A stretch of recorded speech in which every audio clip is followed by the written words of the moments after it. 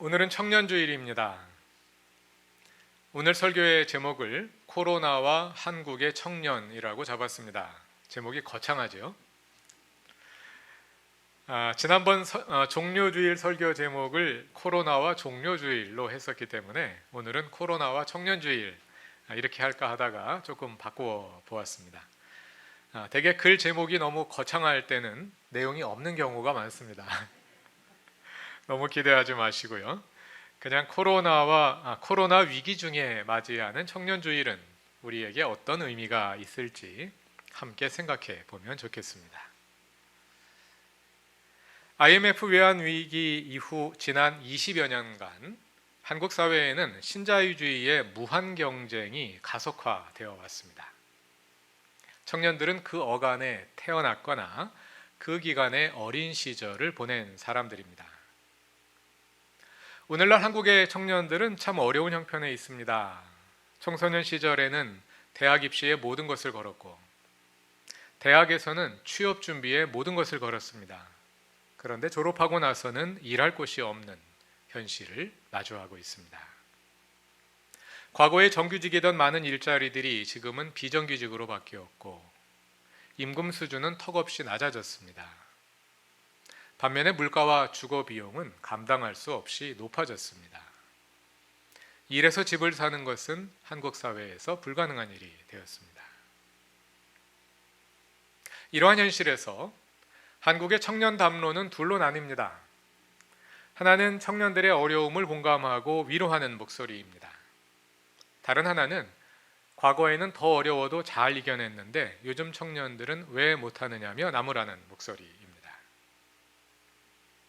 후자의 문제는 그동안 한국 사회의 현실이 과거와 비교할 수 없을 정도로 근본적으로 달라졌음을 고려하지 않는다는 점입니다. 그러나 전자에도 한계는 있습니다. 청년들에게 공감하고 응원하려 하는 기성세대의 담론에는 오늘날의 한국 사회를 이렇게 만들어 온 당사자로서의 책임의식이 작동하고 있습니다. 그래서 그로 인해 미안해하고 어려운 처지에 있는 청년들을 격려하려 합니다. 그러나 그럼에도 불구하고 그것은 기성세대의 담론일 뿐입니다.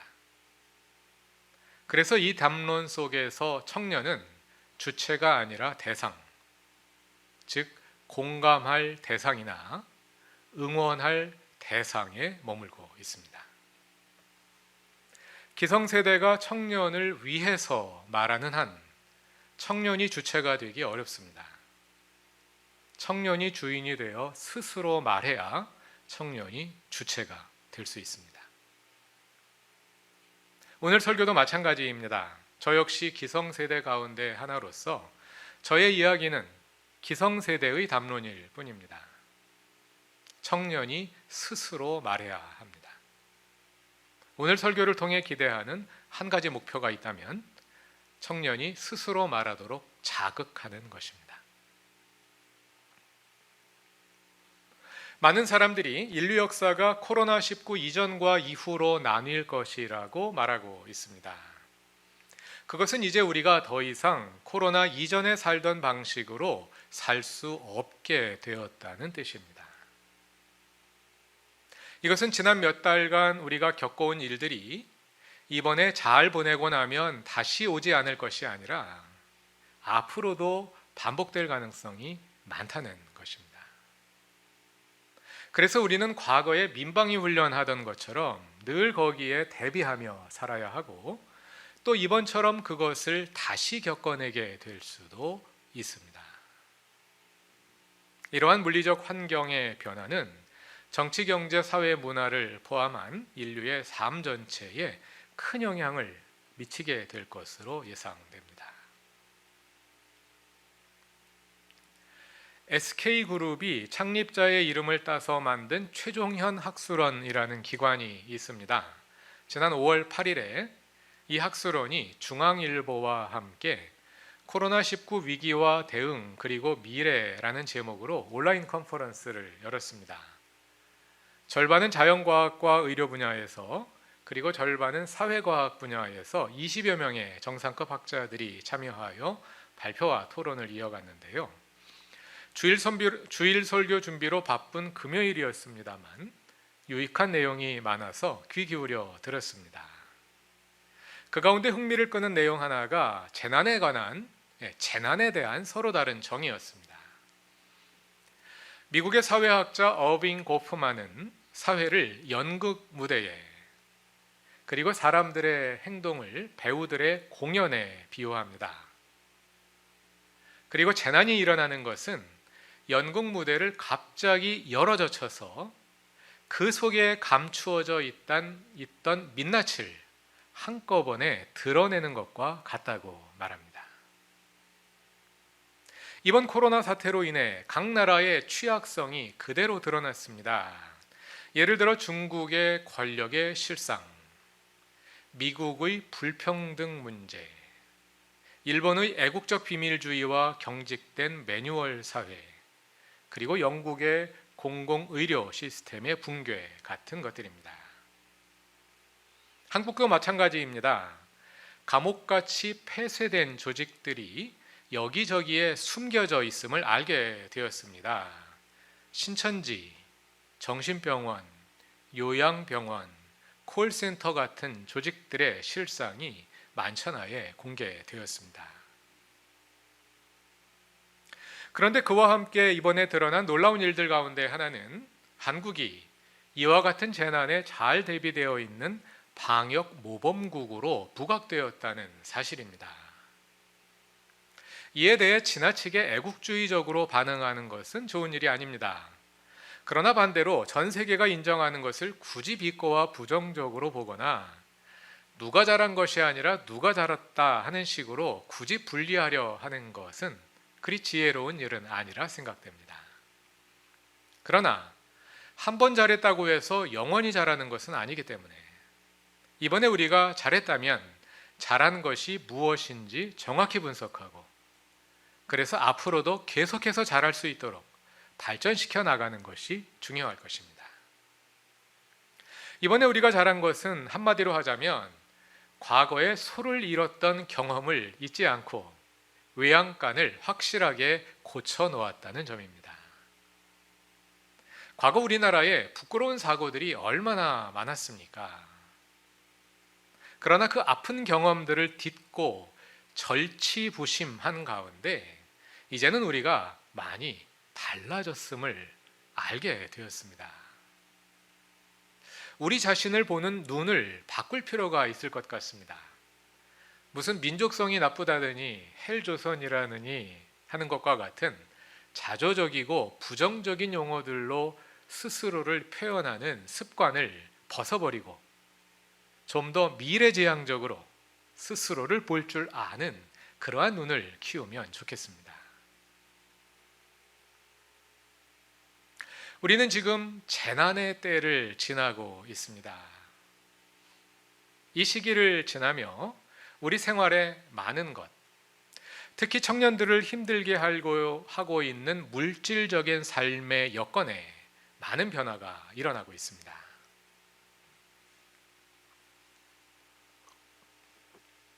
그날 발표를 했던 학자들은 이번 사태를 지나며 두 개의 추세가 강화될 것이라는 점에 입을 모았습니다.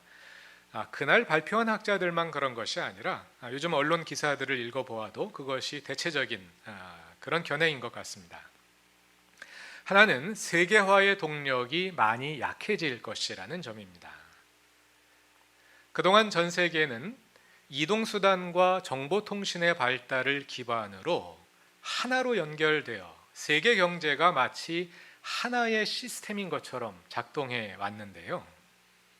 이번 사태로 인해 세계의 연결성과 이동성이 약화되면서 세계화가 퇴조하고 반대로 보호주의와 분절화가 심화될 것이라는 예측입니다.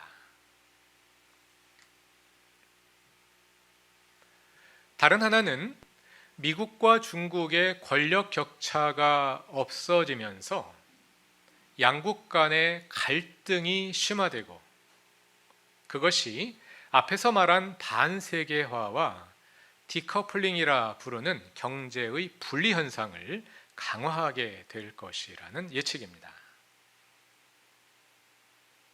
반세계, 세계화의 흐름이 약해지고 미국과 중국의 갈등이 심해지는데 결국은 그것이 반세계화와 분절화, 보호주의의 강화, 그러니까 이제는 각 나라가 제각기 사는 그런 흐름으로 가게 된다는 이야기죠. 그쪽 흐름이 강해지게 된다, 그러한 이야기겠죠. 그런데 이러한 흐름은 이미 얼마 전부터 시작되고 있던 것이었습니다.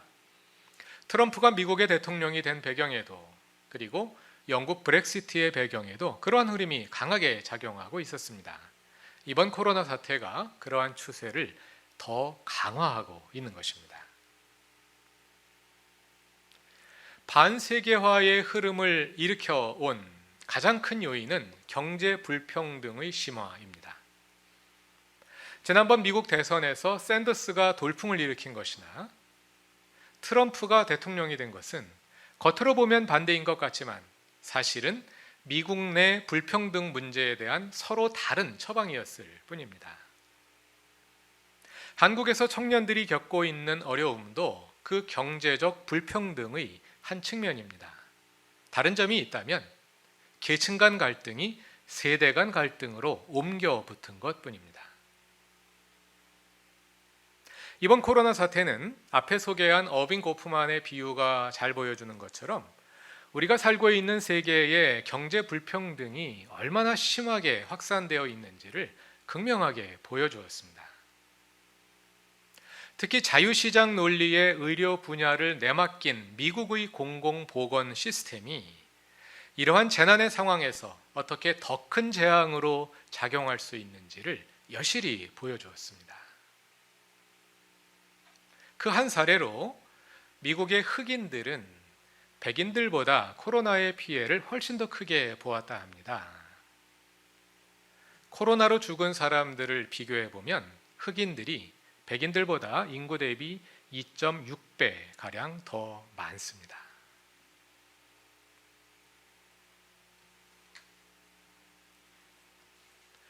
재난은 고통입니다.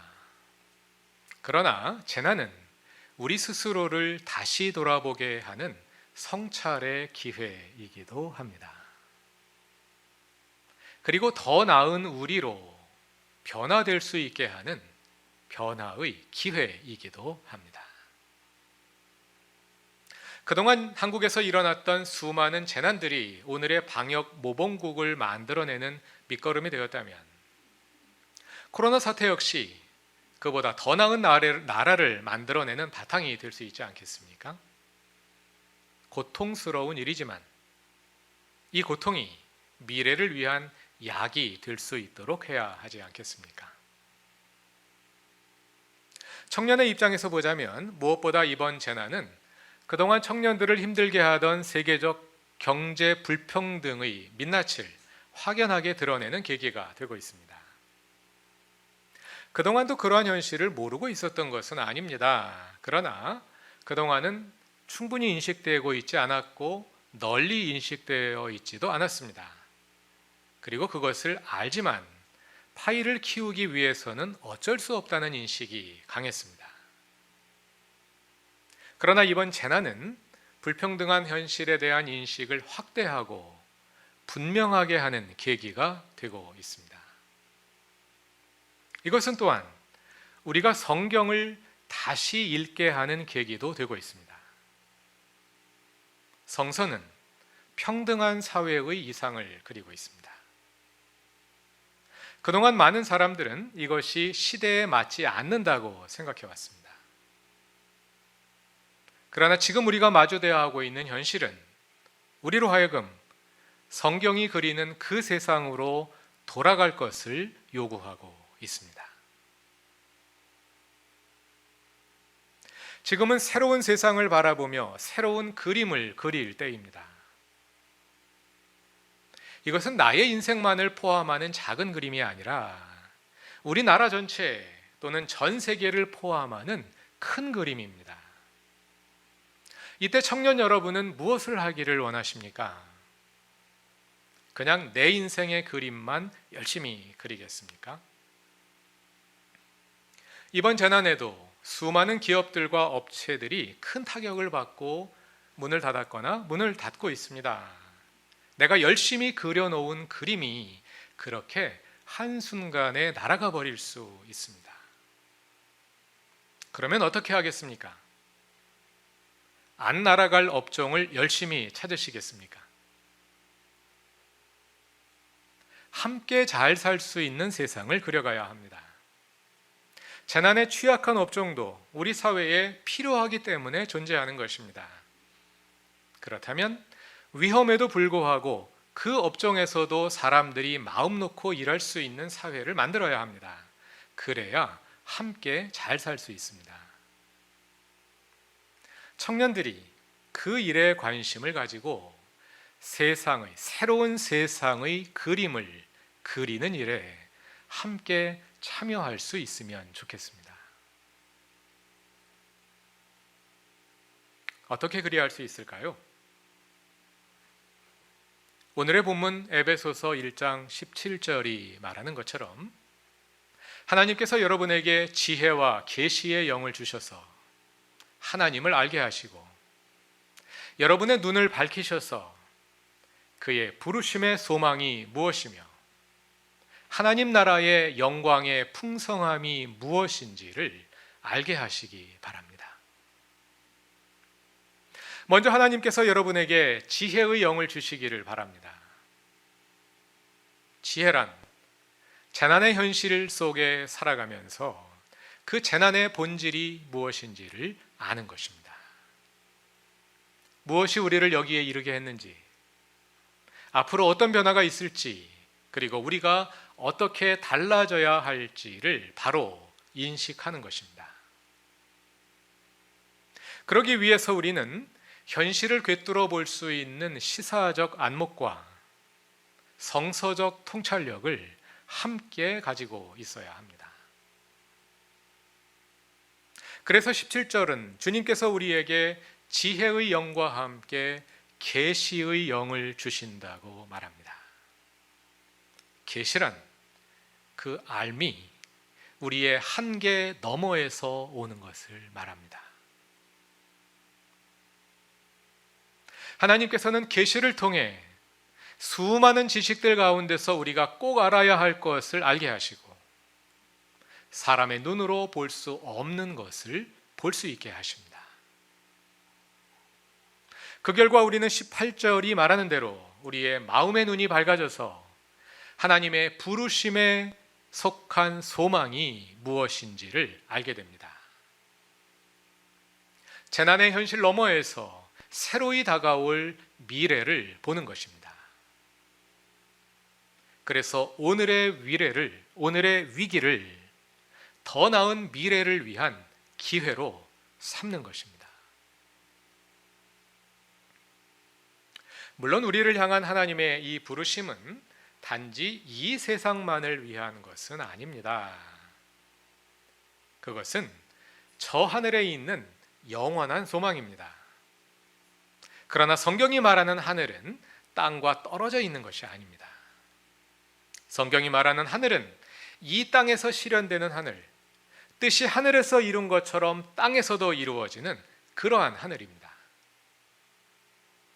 그래서 우리는 성경에서 지혜와 계시와 소망을 얻어 참된 세상의 비전을 발견하며 그 세상을 향해 나아갈 동력을 얻고 그 세상을 향한 실천에 참여할 수 있는 것입니다.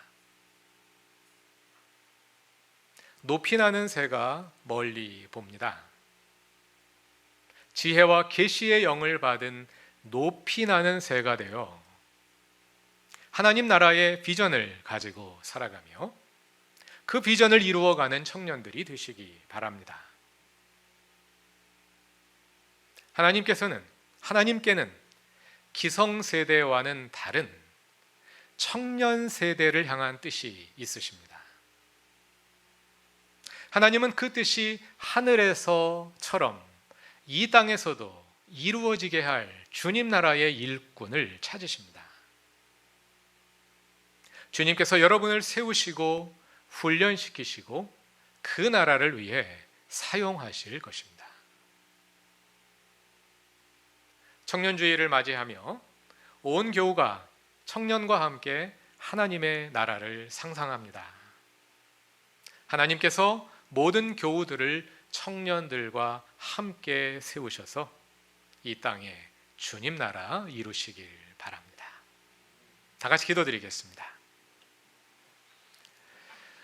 청년들을 부르신 하나님, 주님의 청년들이 살아갈 새로운 세상을 향한 뜻을 가지고 계시고 그 뜻을 이 땅에 이루어지게 할 하나님 나라의 일꾼들을 찾으십니다. 그러한 청년이 되게 하소서. 현실을 꿰뚫어보는 지혜를 가지게 하시되 현실에 함몰되지 않고 현실 너머를 볼 줄 아는 계시의 영을 주소서. 주님의 부르심을 바라보며 어두운 현실을 소망으로 이겨낼 수 있는 믿음을 주시고 주님의 사랑을 마음에 품고 서로 사랑하는 세상을 만들어 가게 하옵소서. 예수님의 이름으로 기도드립니다. 아멘.